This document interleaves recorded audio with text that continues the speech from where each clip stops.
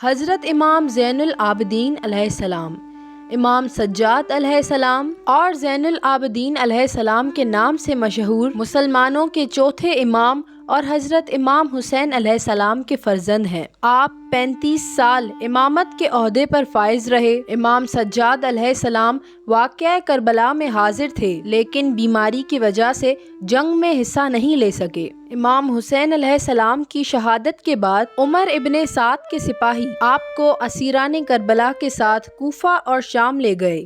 کوفہ اور شام میں آپ کے دیے گئے خطبات کے باعث لوگ اہل بیت کے مقام و منزلت سے آگاہ ہوئے۔ واقعہ ہرا، تحریک توابین اور قیام مختار آپ کے دور امامت میں رونما ہوئے۔ حضرت امام سجاد علیہ السلام کی دعاؤں اور مناجات کو صحیفہ سجادیہ میں جمع کیا گیا ہے۔ خدا اور خلق خدا کی نسبت انسان کی ذمہ داریوں سے متعلق رسالۃ الحقوق بھی آپ سے منسوب ہے۔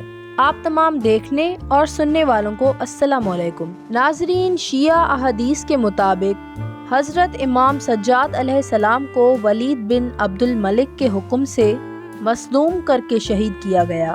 آپ حضرت امام حسن علیہ السلام، امام محمد باقر علیہ السلام اور امام جعفر صادق علیہ السلام کے ساتھ قبرستان بقیع میں مدفون ہیں۔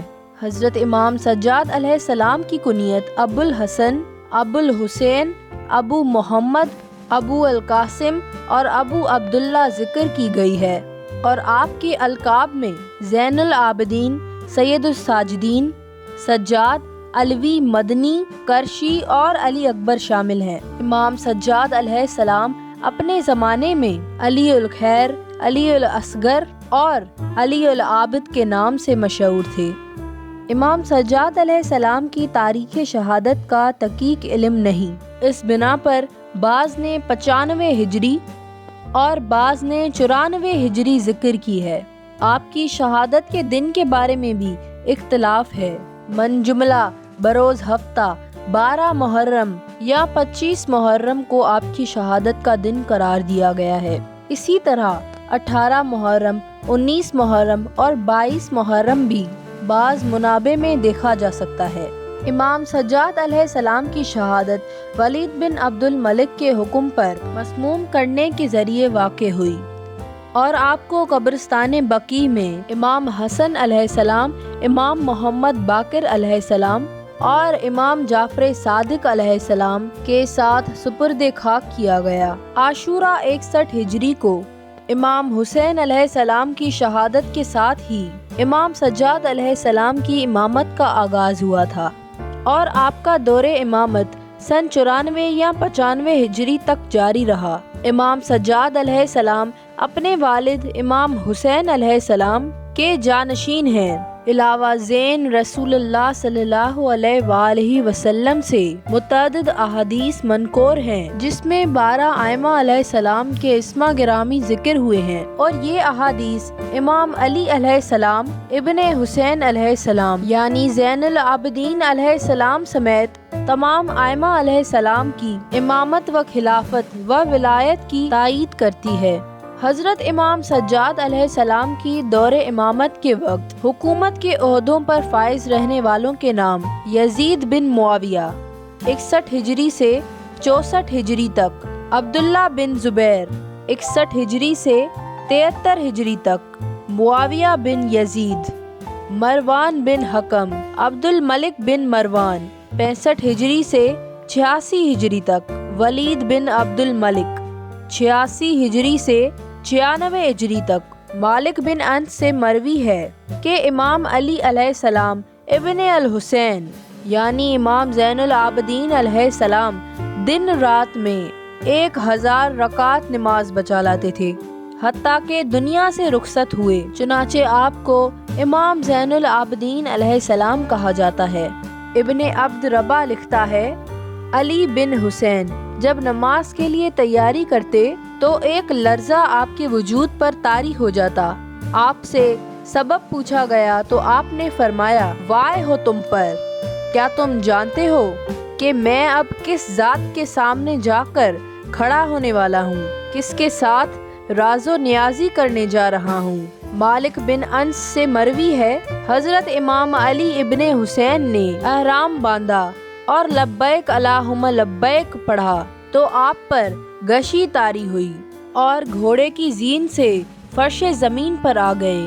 حضرت امام سجاد علیہ السلام واقعہ کربلا میں اپنے والد امام حسین علیہ السلام اور اولاد و انساب کی شہادت کے دن شدید بیماری میں مبتلا تھے، اور بیماری کی شدت اس قدر تھی کہ جب بھی یزیدی سپاہی آپ کو قتل کرنے کا ارادہ کرتے، انہی میں سے بعض کہہ دیتے تھے کہ اس جوان کے لیے یہی بیماری کافی ہے جس میں یہ مبتلا ہے۔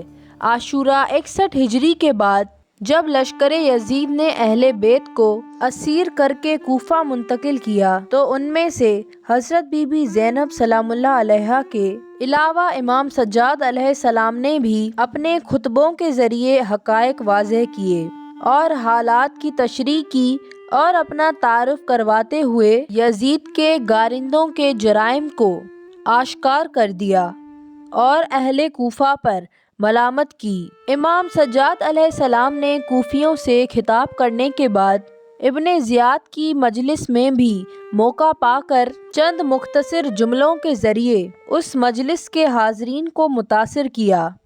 اس مجلس میں ابن زیاد نے امام سجاد علیہ السلام کے قتل کا حکم جاری کیا، لیکن حضرت بی بی زینب سلام اللہ علیہا نے درمیان میں آ کر ابن زیاد کا خواب سچا ہونے نہیں دیا۔ اس کے بعد جب یزیدی لشکر اہل بیت کو خارجی اسیروں کے عنوان سے شام لے گیا تو بھی امام سجاد علیہ السلام نے اپنے خطبوں کے ذریعے امویوں کا حقیقی چہرہ بے نقاب کرنے کی کامیاب کوشش کی۔ جب اسیرہ نے آل رسول صلی اللہ علیہ وآلہ وسلم کو پہلی بار مجلس یزید میں لے جایا گیا تو امام سجاد علیہ السلام کے ہاتھ بندھے ہوئے تھے۔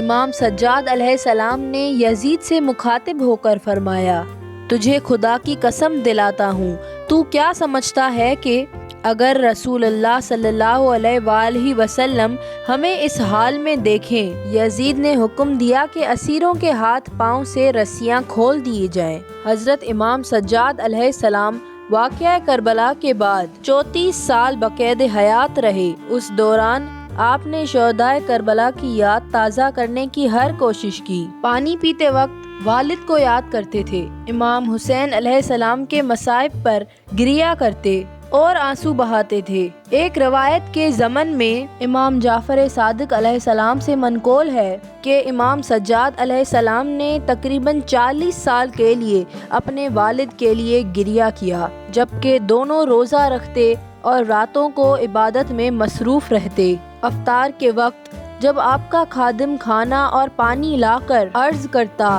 کہ آئیں اور کھانا کھائیں تو آپ فرمایا کرتے، فرزند رسول اللہ صلی اللہ علیہ وآلہ وسلم بھوکے مارے گئے تھے، فرزند رسول اللہ صلی اللہ علیہ وآلہ وسلم پیاسے مارے گئے، اور یہ بات مسلسل دہراتے رہتے اور گریہ کرتے تھے، حتیٰ کہ آپ کے اشک آپ کی آب و غذا میں گھل مل جاتے تھے۔ آپ مسلسل اسی حالت میں تھے حتیٰ کہ دنیا سے رخصت ہوئے۔ امام سجاد علیہ السلام کے زمانے میں اور کربلا کے بعد مختلف تحریکیں اٹھیں، جن میں سے اہم ترین کچھ یوں ہیں۔ واقعہ ہرا، کربلا کا واقعہ رونما ہونے کے کچھ ہی عرصے بعد مدینہ کے عوام نے اموی حکومت اور یزید ابن معاویہ کے خلاف قیام کر کے ہرا کی تحریک کا آغاز کیا۔ اس تحریک کی قیادت جنگ احد میں جام شہادت نوش کرنے والے حنظلہ غزیل الملائکہ کے بیٹے عبداللہ بن حنظلہ کر رہے تھے، اور اس قیام کا نصب العین اموی سلطنت اور یزید ابن معاویہ اور اس کے غیر دینی اور غیر اسلامی روش کی مخالف اور اس کے خلاف جدوجہد تھا۔ امام سجاد علیہ السلام اور دوسرے ہاشمیوں کی رائے اس قیام سے سازگار نہ تھی، چنانچہ امام اپنے خاندان کے ہمراہ مدینہ سے باہر نکل گئے۔ امام زین العابدین علیہ السلام کی نظر میں یہ قیام نہ صرف ایک شیعہ قیام نہ تھا، بلکہ در حقیقت آل زبیر کی پالیسیوں سے مطابقت رکھتا تھا، اور آل زبیر کی قیادت اس وقت عبداللہ بن زبیر کر رہا تھا، اور عبداللہ بن زبیر وہ شخص تھا جس نے جنگ جمل کے اسباب فراہم کیے تھے۔ یہ قیام یزید کے بھجوائے گئے کمانڈر مسلم بن عقبہ نے کچل ڈالے، جس نے اپنے مظالم کی بنا پر مصرف کا لقب پا لیا۔ توابین کا قیام۔ توابین کی تحریک واقعہ کربلا کے بعد اٹھنے والی تحریکوں میں سے ایک تحریک تھی، جس کی قیادت سلیمان بن سرد خزاعی سمیت شیعہ کوفہ کے چند سرگردہ بزرگ کر رہے تھے۔ توابین کی تحریک کا نصب العین یہ تھا کہ بنو امیہ پر فتح پانے کی صورت میں مسلمانوں کی امامت و قیادت کو اہل بیت علیہ السلام کے سپرد کریں گے، اور فاطمہ سلام اللہ علیہا کی نسل سے اس وقت علی ابن حسین علیہ السلام کے سوا کوئی بھی نہ تھا جس کو امامت مسلمین سونپی جا سکے۔ کہاں امام علی علیہ السلام ابن الحسین یعنی امام زین العابدین علیہ السلام اور توابین کے درمیان کوئی ذاتی رابطہ یا تعلق نہ تھا۔ جنگ توابین، جو کہ عین الوردہ کے مقام پر لڑی گئی، یزید ابن معاویہ کے خلیفہ مقرر ہونے کے بعد سن 60 ہجری کی ابتدا میں کوفہ میں موجود حضرت امام علی علیہ السلام کے حامیوں اور شیعوں نے ایک میٹنگ کی، جس میں کچھ صحافی رسول، تابعین اور موالی شامل تھے۔ اسی مشورے کے بعد انہوں نے حضرت امام حسین علیہ السلام کو کوفہ آنے کی دعوت دی، تاکہ آپ کے تشریف لانے کے بعد تمام لوگ آپ کی بیعت کریں اور یزید ابن معاویہ کے خلاف باقاعدہ بغاوت کی جا سکے۔ لہٰذا انہوں نے امام حسین علیہ السلام کو خطوط پر خطوط لکھے اور انہیں اللہ کا واسطہ دے کر کوفہ آنے کو کہا، تاکہ ان کی رہنمائی میں اس ظالم حاکم اور حکومت کے خلاف خروج کیا جا سکے۔ لہٰذا امام حسین علیہ السلام اپنے ساتھیوں اور اہل بیت کے ساتھ روانہ ہو گئے، لیکن جب یہ خبر یزید کو پہنچی تو اس نے اپنے جابر گورنر عبید اللہ ابن زیاد کو کوفہ بھیجا، تاکہ کوفہ میں بغاوت کے ماحول کو روکا جا سکے۔ اس نے کوفہ میں اعلان کروا دیا کہ جس نے بھی امام حسین علیہ السلام کے سفیر حضرت مسلم ابن عقیل کا ساتھ دیا یا ان کے ساتھ دیکھا گیا تو اسے قتل کر دیا جائے گا۔ نیز یہ افواہ عام کر دی گئی کہ شام سے یزید اپنا ایک بڑا لشکر روانہ کر رہا ہے، جو کوفہ پہنچنے ہی والا ہے۔ عبید اللہ ابن زیاد کے حکم پر اہل بیت کے حامیوں اور شیعوں کے بڑے بڑے سرداروں اور رہنماؤں کو گھر میں نظر بند کر دیا گیا، جس میں سلیمان ابن سرد خزاعی، مسیب نجب فرزاری، عفا بن شداد بجلی، عبداللہ بن سعد ازب بھی شامل تھے۔ ان بزرگ ہستیوں کے قید ہو جانے کے بعد کوفیوں کی دلوں میں حکومت کی دہشت بیٹھ گئی اور لوگ بے بس ہو گئے۔ ان کوفیوں کی ایک بڑی تعداد کو سونے اور دیناروں سے خریدا گیا تاکہ وہ حکومت کے خلاف کھڑے نہ ہو پائیں۔ نتیجتاً 10 محرم الحرام سن 61 ہجری کو امام حسین علیہ السلام اور ان کے اہل بیت اور ساتھیوں کو کوفہ پہنچنے سے پہلے ہی روک دیا گیا، اور شامی لشکر نے پورے قافلے کو شہید کر دیا۔ جب یہ خبر کوفہ پہنچی تو ان اصحاب کے لیے نہایت ذلت اور خواری کا مقام تھا کہ نہ ہی وہ اپنے امام کی مدد کر پائے اور نہ ہی وہ کربلا پہنچ سکے۔ لہٰذا 61 ہجری کی ابتدا میں 300 سے زائد لوگ حضرت سلیمان ابن سرد خزاعی کے گھر میں جمع ہوئے اور کہا کہ نبی کے فرزند شہید ہو گئے اور ہم نے ان کے ساتھ بے وفائی کی۔ اب اللہ تعالی ہم سے تب تک راضی نہ ہوگا جب تک ہم ان قاتلان امام حسین علیہ السلام سے بدلہ نہ لیں یا خود شہید نہ ہو جائیں۔ لہٰذا ان تمام کوفیوں نے حضرت سلیمان ابن سرد خزاعی کو اپنا امام تسلیم کر لیا اور اس بغاوت کا آغاز ہوا۔ دراصل حضرت سلیمان ابن سرد ایک جلیل و قدر اصحابی رسول تھے جو کہ مکہ سے تعلق رکھتے تھے اور بیت رضوان میں بھی شامل تھے۔ آپ سے کئی حدیث بھی روایت کی گئی ہیں۔ نبی کریم صلی اللہ علیہ وآلہ وسلم کی وفات کے بعد آپ کوفہ منتقل ہو گئے۔ حضرت سلیمان حضرت امام علی علیہ السلام کے ساتھیوں میں سے تھے اور حضرت امام علی علیہ السلام کے ساتھ جنگ صفین بھی لڑی۔ حضرت سلیمان ابن سرد پہلے شخص تھے جنہوں نے امام حسین علیہ السلام کو خط لکھ کر کوفہ آنے کی دعوت دی تھی۔ شہادت امام حسین علیہ السلام کے بعد وہ تمام لوگ جو سلیمان ابن سرد کی رہنمائی میں قاتلانے امام حسین علیہ السلام کا بدلہ لینا چاہتے تھے انہیں توابین کہا گیا، یعنی توبہ کرنے والے۔ انہوں نے قسم کھائی کہ یا تو بنو امیہ کی حکومت کا خاتمہ کر کے اہل بیت رسول کو دوبارہ حکومت دلوائیں گے یا میدان جنگ میں شہید ہو جائیں گے۔ یہ لوگ ہر ماہ ایک جگہ جمع ہو کر خفیہ طور سے تدبیر کیا کرتے اور جنگ کی حکمت عملی و تاریخ پر بحث کرتے۔ حضرت سلیمان ابن سرد کی کوششوں سے مدائن کے شیعہ رہنما سعد بن حذیفہ کے علاوہ عراق کے قبائلی سردار بھی اس بغاوت میں شریک ہوئے اور اطراف کے علاقوں سے بھی لوگوں کی ایک بڑی تعداد آگے آئی۔ ربیع الاول سن 65 ہجری کو مکہ میں عین الوردہ میں 4000 کے قریب توابین جمع ہو گئے۔ یہ فوج شیعان علی، اہل بیت اور موالیوں پر مشتمل تھی۔ حضرت مختار ثقفی نے حضرت سلیمان بن سرد کو پیغام بھی بھجوایا تھا کہ توابین کی فوج کو ابھی جنگ نہیں کرنی چاہیے، کیونکہ ان میں جنگی مہارت رکھنے والے لوگ نہیں تھے، ان میں جنگ لڑنے کی حکمت عملی کافی نہیں ہے۔ حضرت مختار یہ چاہتے تھے کہ توابین ان کی فوج کے ساتھ مل جائیں اور اس طرح جب ایک بڑا لشکر بن جائے تب ہتھیاروں اور جنگی ساز و سامان کے انتظامات کے بعد پوری قوت سے بنو امیہ کے ساتھ ٹکرائے۔ لیکن توابین نہایت ہی بے چین تھے اور امام حسین علیہ السلام مظلوم کا بدلہ لینے میں انہیں اور تاخیر کرنا مناسب نہ سمجھا۔ جب یہ لشکر کربلا پہنچا تو توابین گھوڑے سے اتر آئے اور تمام لوگ حضرت امام حسین علیہ السلام کی قبر پر گر گئے اور گریہ اوزاری کرنے لگے اور یہ لشکر پرجوش فوج بن گئی۔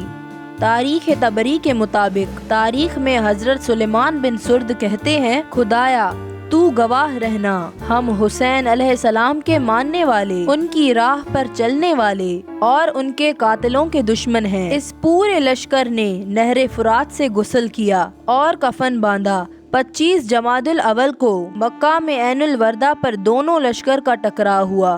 شامی لشکر کی تعداد بہت زیادہ تھی جس کا امیر عبید اللہ ابن زیاد تھا۔ 4 دن کی گھمسان لڑائی کے بعد بہت سارے توابین شہید کر دیے گئے۔ آخر کار حضرت سلیمان بن سرد خزائی بھی شہید کر دیے گئے، لہٰذا رفاع بن شداد پیچھے ہٹ گئے اور جو توابین زندہ بچ گئے ان کے ساتھ واپس کوفہ لوٹ گئے۔ یہاں وہ لوگ حضرت مختار ثقفی کے ساتھ لشکر میں شامل ہو گئے۔ بظاہر تو وہ یہ جنگ ہار گئے، مگر تاریخ میں اس گروہ نے امام حسین علیہ السلام کے ساتھ اپنی محبت، جان نثاری اور وفا کا ثبوت دیا اور اپنے دامن میں لگے دغا اور دھوکے کے الزام کو صاف کر دیا۔